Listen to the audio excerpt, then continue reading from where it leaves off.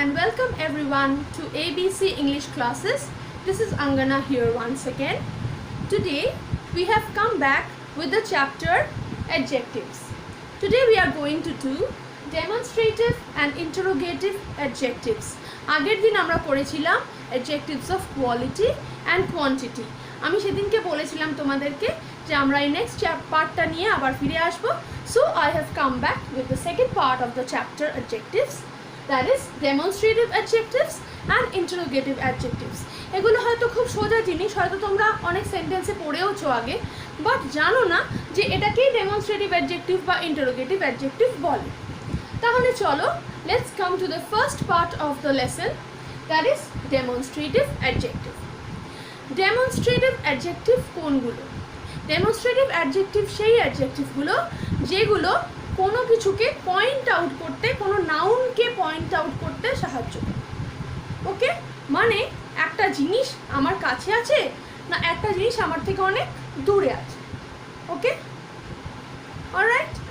যেমন ধরো এই টেবিলটা, ধরো একটা টেবিল আছে, এটা আমার কাছে আছে, তাহলে this table is near me. Okay, this table is near me. এখন এই টেবিলটাই যদি একটু দূরে থাকে আর আমি বলি look at that table, তাহলে এই টেবিলটা অনেক দূরে আছে আমরা বুঝতে পারবো. তাহলে দেখো the words this, that, these, those are demonstrative adjectives. তাহলে এই ওয়ার্ডগুলো কোনো কিছু ডেমনস্ট্রেট করে, মানে কোনো কিছুর পজিশন সেটা আমাদের কাছে আছে না দূরে আছে সেটা ডেমনস্ট্রেট করে. তাহলে এগুলো ডিফারেন্স কি? দিস আর দ্যাট ইউজ হয় সিঙ্গুলার নাউনের সাথে,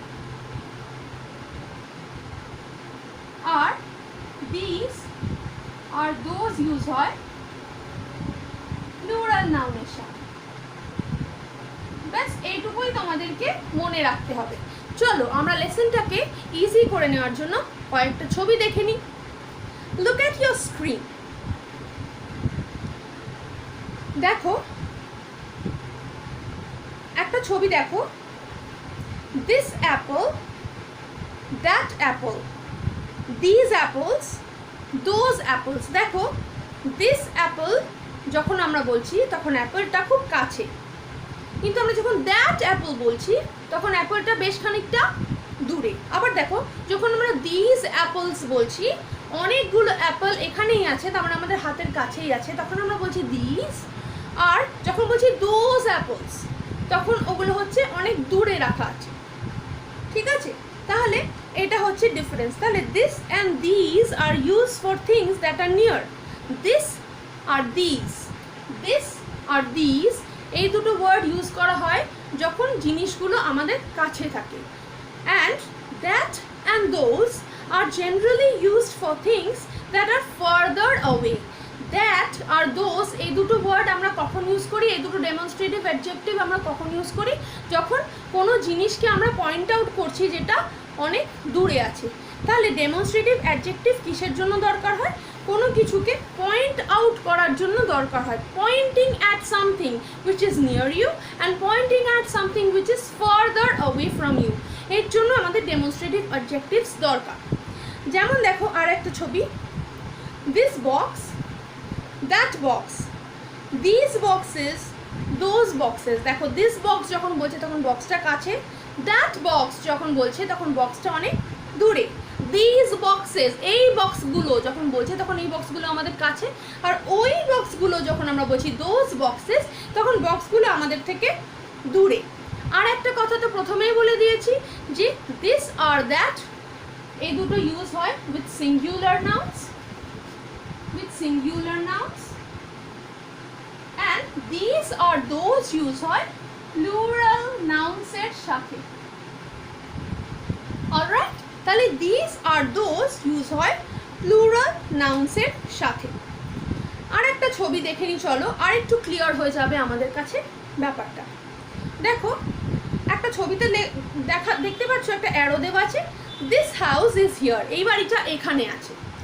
বা দেখো দিস হাউসেস আর হিয়ার, এই বাড়িগুলো এখানে আছে। ওকে, দিস হাউস ইজ হিয়ার, এই বাড়িটা এখানে আছে। দিস হাউসেস আর হিয়ার, এই বাড়িগুলো এখানে আছে। আবার দেখো তার পরেরটা, that house is far away, ওই বাড়িটা অনেক দূরে আছে। পরের ছবিটা দেখো, that house is far away, ওই বাড়িটা অনেক দূরে আছে। বা আমরা বলি those houses are far away, ওই বাড়িগুলো অনেক দূরে আছে। তাহলে দেখো বড় বড় অ্যারো দিয়েছি, মানে কি এগুলো অনেক দূরে লোকেটেড। ওকে, তাহলে দেখো this, that, this and those, এগুলো হলো আমাদের ডেমনস্ট্রেটিভ অ্যাডজেক্টিভস। আচ্ছা, আরেকটা কথা মনে রাখবে, এগুলো তখনই ডেমনস্ট্রেটিভ অ্যাডজেক্টিভস হবে যখন এগুলো কোনো নাউনের সাথেই ব্যবহার হয়। দিস হাউস ইজ বিগ, এই সেন্টেন্সটাতে দিস ওয়ার্ডটা হলো ডেমনস্ট্রেটিভ অ্যাডজেক্টিভ। কিন্তু this is a big house আমি যেই বলবো, okay I am writing it down for you so that it becomes easier. দেখো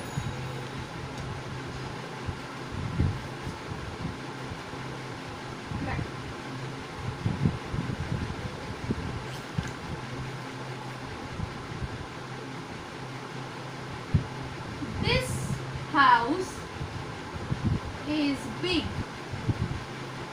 যখন আমরা বলবো তখন দেখো এই হাউস নাউনটাকে কোয়ালিফাই করছে দিস ওয়ার্ডটা, কোয়ালিফাই ঠিক করছে না, পয়েন্ট আউট করছে। তাহলে এই দিস অ্যাডজেক্টিভটা আমরা নাউনের আগে ব্যবহার করেছি, ঠিক আছে? So it comes before a noun. কিন্তু যেই আমরা সেন্টেন্সটা এরকম ভাবে লিখবো, this is a big house, this is a big house যখন আমরা লিখবো, তখন এই দিসটা কিন্তু ডেমনস্ট্রেটিভ অ্যাডজেক্টিভ থাকবে না, এটা তখন ডেমনস্ট্রেটিভ প্রোনাউন হয়ে যাবে, কারণ আমরা এটা একটা ভার্বের আগে ইউজ করছি, যেটা তোমাদের আমি এই চ্যাপ্টারে বলতে চাই না। Will come back with that, আমরা অন্য কোনো চ্যাপ্টারে ডেমনস্ট্রেটিভ প্রোনাউন্স নিশ্চয়ই পড়বো, অন্য কোনো লেসন পড়বো আমরা। তো আমি জাস্ট বলে দিলাম যে দিসের পরে যদি ভার্ব থাকে তাহলে এটা কিন্তু ডেমনস্ট্রেটিভ অ্যাডজেক্টিভ নয়। It is only considered as a demonstrative adjective. These words are only considered as demonstrative adjectives তখনই আমরা বলবো যখন এগুলো আমরা নাউনের সাথে ব্যবহার করব। তাহলে তোমাদের প্রথমেই দেখে নিতে হবে দিস, দ্যাট, দিস, দোজ এর সাথে আমরা নাউন্স ব্যবহার করেছি কি না। Alright, so here we come to the end of the first part of the lesson. First পার্টটা আমাদের শেষ হয়ে গেল। আমরা চলো এবার আমরা যথারীতি কি করে নেব, কয়েকটা এক্সারসাইজ প্র্যাকটিস করে নেব। Okay, it's very important to practice grammar, you know, কারণ গ্রামার প্র্যাকটিস না করলে আমাদের অঙ্কের মতো ভুল হয়। আর গ্রামার যদি আমরা ঠিকঠাক প্র্যাকটিস করি না, তাহলে কিন্তু আমাদের অঙ্কের মতো 100 পেতে পারি আমার গ্রামারে। Okay, and grammar is a very easy thing if you practice it properly. তাহলে চলো আমরা কয়েকটা মজার এক্সারসাইজ করি। Come to exercise A. Fill in the blanks with correct demonstrative adjectives. ঠিক ডেমনস্ট্রেটিভ অ্যাডজেক্টিভ দিয়ে তোমাদেরকে ফিল ইন করতে হবে ব্ল্যাঙ্কগুলো। দেখো আমি ফার্স্ট এটা তোমাদেরকে বলে দিচ্ছি, আই লাইক ড্যাশ ফ্লাওয়ার। দেখো ফ্লাওয়ারটা খুব কাছে আর আমি আরোটা খুব ছোট্ট করে দিয়েছি, তার মানে এই সেন্টেন্সটায় ডেমনস্ট্রেটিভ অ্যাডজেক্টিভ যেটা বসবে সেটা হলো দিস, এই flower, I like this flower. Okay, আচ্ছা এখানে তোমরা জিজ্ঞাসা করতে পারো ম্যাম দ্যাট হবে না? হ্যাঁ দ্যাটও হবে। আমি যেহেতু পিকচারটা তোমাদেরকে দিয়ে দিয়েছি যে এই ফ্লাওয়ারটা আমাদের কাছে আছে, সেই জন্য আমি দিস করেছি। ওকে, এর পরের সেন্টেন্সটা দেখো, I like dash flowers, plural আছে। Okay, so remember to use either this or those. এর পরেরগুলো দেখে নাও, dash stars are in the east, dash star is called the north star. 5 এরটা দেখো, dash exercises are dash exercises we are doing on dash page are more difficult than dash exercises we did on page 7. একটু মন দিয়ে সেন্টেন্সটা না পড়লে কিন্তু তোমাদের ভুল হওয়ার পসিবিলিটি থাকবে, তাই I will request you to read the sentences properly before filling in the gaps.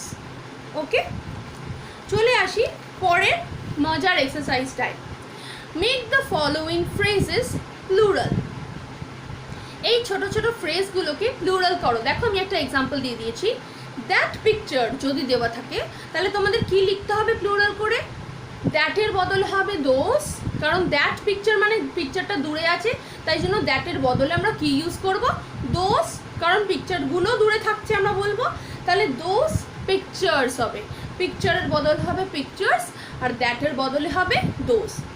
এবার ধরো যদি দ্যাট পিকচার না থেকে দিস পিকচার থাকতো তাহলে আমরা কি লিখতাম? These pictures. ঠিক আছে, তাহলে এরকমভাবে তোমাদের এই ফ্রেজগুলোকে প্লুরাল করতে হবে। Number 1, this door. Number 2, that big boy. Number 3, this new bicycle. Number 4, that small yellow orange. Okay, তাহলে এটা করবে। আচ্ছা, চলে আসো এক্সারসাইজ সিতে। দেখো পাশেই রয়েছে make the following phrases singular. এই ফ্রেজগুলোকে আমাদের সিঙ্গুলার করতে হবে। এক্সাম্পল দেখো দিয়ে দিয়েছি, দোজ গার্লস, সেটা তোমাদের করতে হবে কি? That girl. সেরকমভাবে these boys, those boys, these big dogs, those bright red flowers, এগুলোকে তোমাদের সিঙ্গুলার করতে হবে। ওকে, তাহলে দেখো এই এক্সারসাইজগুলো তোমরা ট্রাই করে দেখো তোমরা এটা করতে পারছো কি না। ওকে, তাহলে চলো, আমরা তো ডেমনস্ট্রেটিভ অ্যাডজেক্টিভস বুঝতে পেরে গেলাম। এবার আমরা নেক্সট পার্ট অফ দ্য চ্যাপ্টারে চলে আসি, which is called the interrogative adjectives. Interrogative adjectives কাদের বলে? ইন্টারোগেট করা মানে কি করা বলো তো? কাউকে কোয়েশ্চেন করা। তাহলে interrogative adjectives are related to questions, এটা তোমাদেরকে প্রথমেই তোমরা আশা করি বুঝে গেছো। ওকে, তাহলে দেখো ইন্টারোগেট করা মানে টু কোয়েশ্চেন করা। তাহলে what are interrogative adjectives used for? Interrogative adjectives are used with nouns to ask questions. তাহলে ইন্টারোগেটিভ অ্যাডজেক্টিভস কি করে? আর used with nouns to ask questions. তাহলে দেখো কোন ওয়ার্ডগুলোকে আমরা ইন্টারোগেটিভ অ্যাডজেক্টিভ বলবো। চলো আমরা এক্সাম্পল দেখি। আচ্ছা, এই সাইডটা একটু মুছে দিচ্ছি যাতে তোমাদের সুবিধা হয়। ওকে,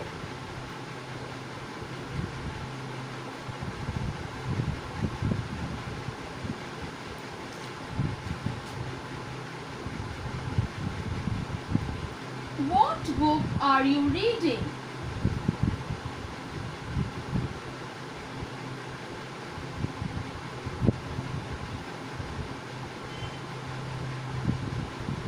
What book are you reading? এই সেন্টেন্সটাতে দেখো it is an interrogative sentence. দেখো আমরা কোয়েশ্চেন মার্ক দিয়েছি, ইট ইজ আ কোয়েশ্চেন। আচ্ছা, এখানে নাউন হলো বুক, তাই তো? হোয়াট বুক, তাহলে নাউন হলো বুক। আচ্ছা, হোয়াট শব্দটা হলো এখানে আমাদের ইন্টারোগেটিভ অ্যাডজেক্টিভ। হোয়াট বুক, কোন বই, হচ্ছে আমাদের ইন্টারোগেটিভ অ্যাডজেক্টিভ। এরকম আরো এক্সাম্পলস দেখো।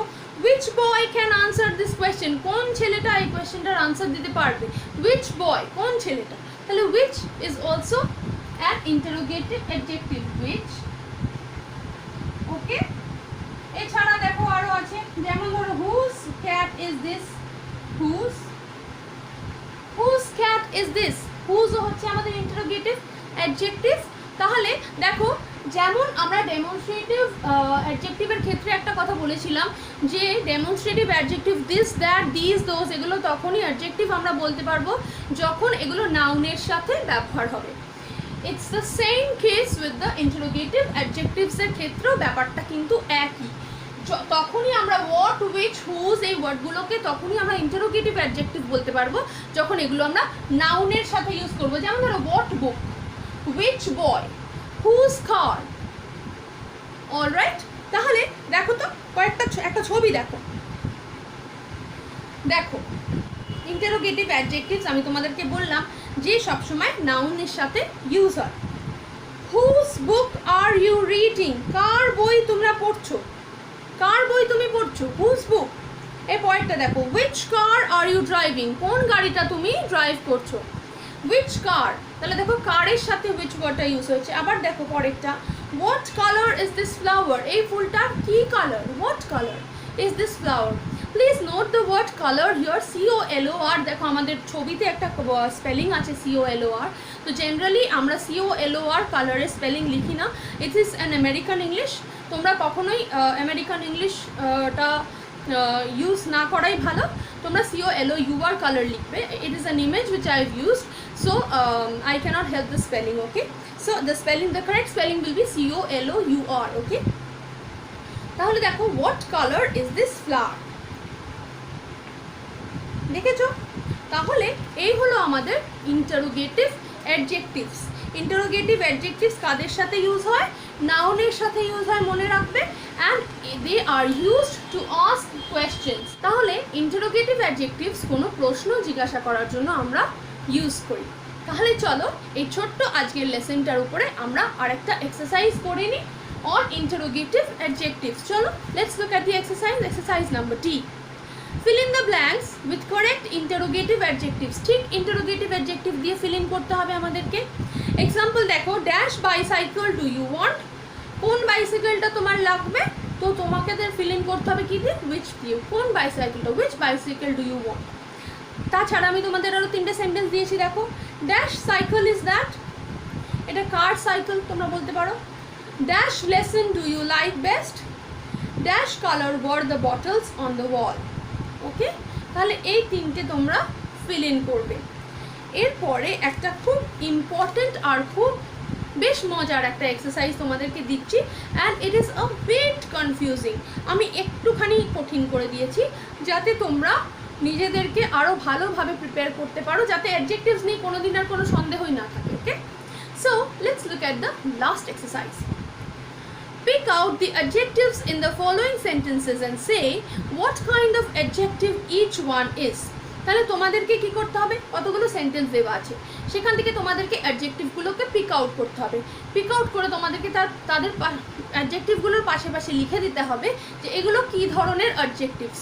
এর মধ্যে কিন্তু অ্যাডজেক্টিভস অফ কোয়ালিটি অ্যান্ড কোয়ান্টিটিও ইনক্লুড করেছি আমি, কারণ this is the last exercise যেটা আমরা অ্যাডজেক্টিভের উপর করবো, ওকে। সো তোমাদের যাতে 4টেই প্র্যাকটিস হয়ে যায় সেই জন্য আমি তোমাদেরকে কোয়ালিটি আর কোয়ান্টিটি অ্যাডজেক্টিভসটাও ইনক্লুড করে দিয়েছি।